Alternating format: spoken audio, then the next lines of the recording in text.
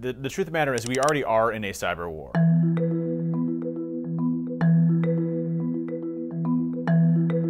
Hacking, especially when it comes to different countries, is nothing new.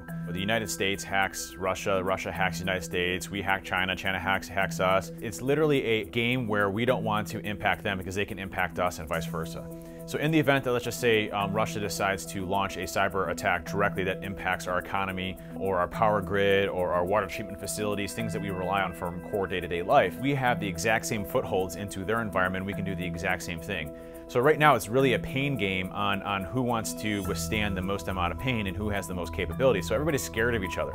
And that's why there was a lot of concern during the election cycle where President Obama, John McCain, a lot of others were declaring the cyber attack an act of war. There's a lot of things that we do as well that could be considered an act of war against other countries that we do offensive on. So right now it's a very muddy water because we don't know what classifies a cyber war or what would cause an act of war.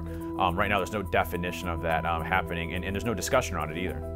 What Russia's attempting to do now is establish themselves as a key player for non-US allies that you can go to in order to conduct operations or to have military backing to provide protection. You've seen stronger ties with China and Russia over the past few years growing. Obviously Iran and Russia have a significant strength when it comes to that. So this is Russia's establishing dominance in order to be able to be more integrated into the world economy and be a player when it comes to being able to compete with the United States and its allies.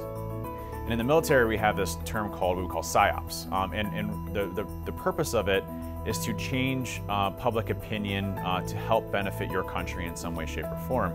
And so we saw a lot of that starting to happen with Crimea in Ukraine. We also saw a lot of it where Russia was launching very overt and direct offensives against the United States. There was an incident where they shut down the Pentagon for 2 weeks, had to completely come in and reinstall all their systems and put new computer systems in. But really where it got amplified was during the DNC piece of it, where they really started doing a lot of misinformation campaigns around news that wasn't real, but it was stemming from fake information that was being put out there to sway public opinion.